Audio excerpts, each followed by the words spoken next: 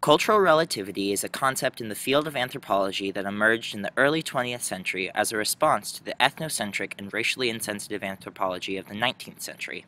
It is a central idea to those who study culture, has much historical importance, and is still highly contested as a principle today. Now, before we can go into the details regarding what cultural relativity implies, we must understand what relativism entails. Relativity is a philosophical idea that extends across multiple disciplines of study and has many subtypes.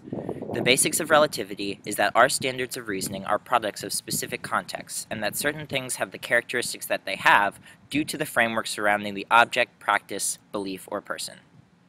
In the discipline of anthropology, relativism takes on the context of culture and differences in cultural practices. Cultural relativism argues the point that all cultural perspectives have their own framework and are thus impossible to rank as better than any other.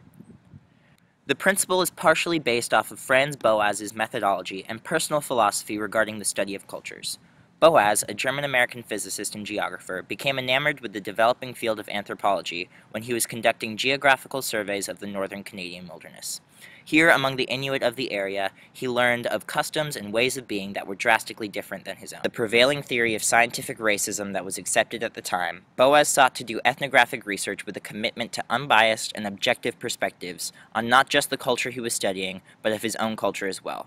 Boas recognized the difficulty of overcoming your own innate ethnocentrism and realized that cultural practices are best understood in the boundaries of the culture which they. As his death, his students, such as Ruth Benedict and Margaret Mead, kept spreading his ideas, and eventually most anthropologists began adopting his criteria on understanding and studying cultures different from one's own. From his ideas on the incomparability of cultural practices, we get the advent of the concept of cultural relativity. During the mid-20th century, an increase in global awareness and contact with newly discovered peoples occurred. This is perhaps due to World War II and the expansion of world superpowers, which led to an uptick in the awareness of the cultural diversity that our species possesses.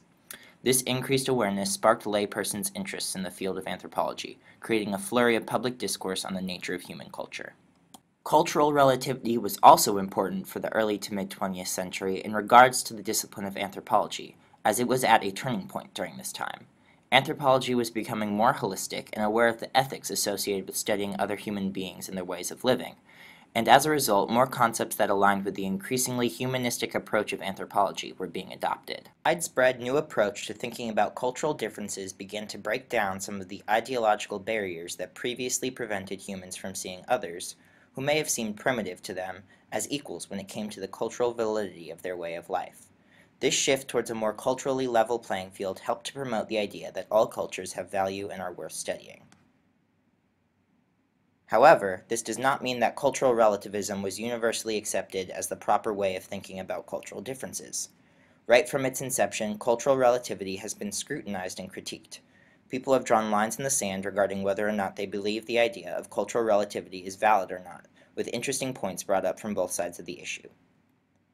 Supporters of the concept cite cultural relativity's open-minded ways of considering the values of others as a supreme benefit to humanity, while opponents of the concept think that cultural relativism is not possible due to the many confounding factors that preclude one from fully understanding the framework surrounding the cultural practice in question.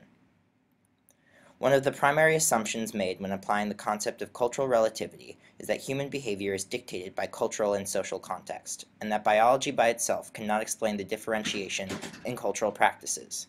This assumption is found to be true by a majority of cultural anthropologists, but there are still anthropologists that find fault with this assumption. Other assumptions that cultural relativity can be argued of making include the idea that cultural relativism can lead to a sense of moral relativism.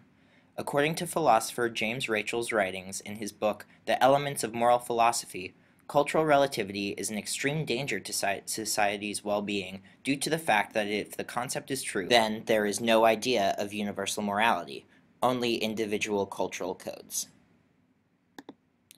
This thought raises the issue of whether or not cultural relativity is exclusionary of morality, meaning that just like the incomparability of culture, cultural relativity precludes morals from being prioritized as well. Rachels proposes that this is true, and it is impossible to include a sense of moral hierarchy in our consideration of cultural relativity because cultural relativism leads to moral relativism. In a rebuttal to Rachel's argument on cultural relativity, Thomas Johnson, an anthropology lecturer at the University of Wisconsin-Stevens Point, points out some flaws in Rachel's analysis of what cultural relativity actually entails.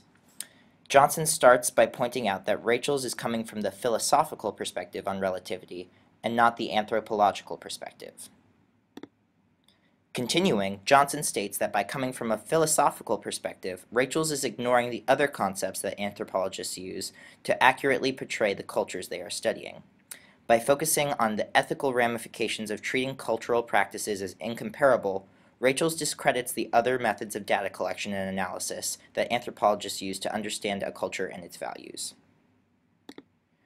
Johnson's other flaw with Rachel's critique of cultural relativism is that, while on a philosophical level it may seem like cultural relativism leads to moral relativism, there is no such correlation in real life. Just because you see the logic in not comparing cultural values does not mean that you would logically let massive human rights injustices be performed in the name of cultural relativism. Johnson brings up a brilliant example to support this claim, by citing Boaz's ability to think critically on his own culture without judging the vastly different cultural practices of the Inuit, in addition to Boaz's own personal commitment to social justice and changing the ethical standards of the discipline of anthropology. Boaz was successfully a cultural relativist without becoming an ethical relativist, showing that one does not cause the other. No one can tell you whether or not you should buy into the concept of cultural relativity, since it's a personal choice. This presentation was created so that sufficient information could be presented in order for you to be able to think critically on whether or not you agree with the arguments that cultural relativity entails. Whether you agree with Rachel's or Johnson, no person can deny the benefits that cultural relativity has bestowed upon the way we view cultural differences. The creation of this new way of seeing culture led to an increase in tolerance of others, a better understanding of cultural differences, and a renewed interest in studying why those differences exist.